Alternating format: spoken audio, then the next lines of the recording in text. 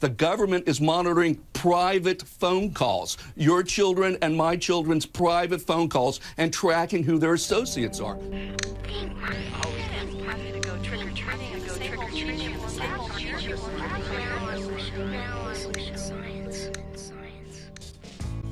This June, we learned that our private lives are no longer private.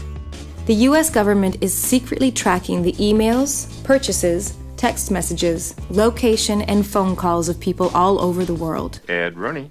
Ann, this is George Peterson. With code names like PRISM and X-Keyscore, this network of monitoring programs is just one part of the largest surveillance system in history. This open-ended surveillance system is illegal and operates in total secrecy. Under this system, the government can know where you've been, where you are, and where you're going.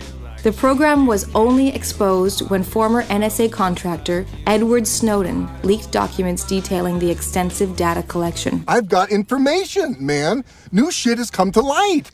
The president, the NSA, and their lawyers have tried to deflect public outrage by distorting the facts and misleading the public about the process. U.S. courts have never allowed the government to run a spying program of this scale. So how did this happen? Well, let's take a step back for a minute. America's founders hated oppressive British surveillance and unreasonable search and seizure. The issue here is independence. Understanding that privacy was necessary to almost every basic right in our Constitution, they established the Fourth Amendment. The Fourth Amendment exists to prevent the government from tracking or searching your personal information unless they have good reason to believe a crime is happening. It's all there, black and white, clear as crystal. Using the NSA, the U.S. government is violating the highest law of the country, the Constitution.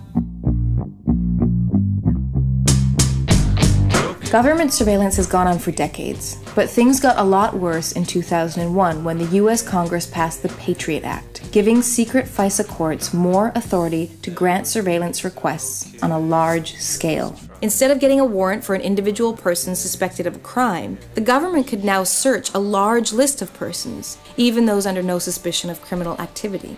FISA courts aren't required to disclose what court orders are being approved, and supporting evidence isn't needed. Of the 1,789 requests for authorization, one was withdrawn by the government.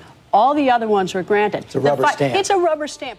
All of this is protected by secrecy, with no system for checks and balances. If the NSA is collecting information on you based on what you read or the websites you go to, you'll likely never know or get to stop it, no matter who you are. Programs like PRISM completely ignore the purpose of warrants while claiming to work within the law. The U.S. government has turned the internet we love into something it was never intended to be, a tool for surveilling everyone.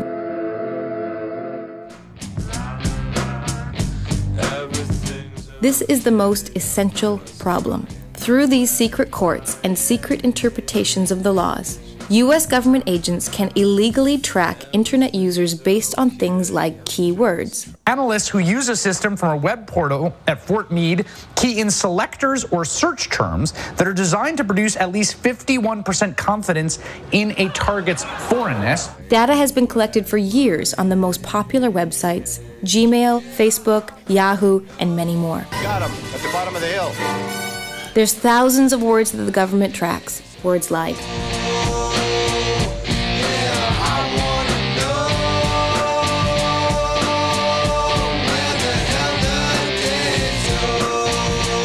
almost any email you send might get your account monitored. This kind of tracking can make you second guess what you say. That's why mass spying is unconstitutional. Abuses are inevitable and data leaks are already happening. Spying on our internet usage gives the government power over our lives. What happens to free speech, free association, or a free press when everyone is under constant surveillance, even in our most private moments? Experts on surveillance, privacy, and intelligence agree on one thing. The NSA, President Bush, and Obama and their secret courts are interpreting multiple laws in a way that most Americans would find shocking. This is allowing the kind of surveillance and collection that the Constitution was not meant to allow. These programs break the law. They violate the Fourth Amendment and they strip us of our privacy. The U.S. Constitution was written to prevent government surveillance programs like PRISM. It's up to us to demand that these ideals be upheld.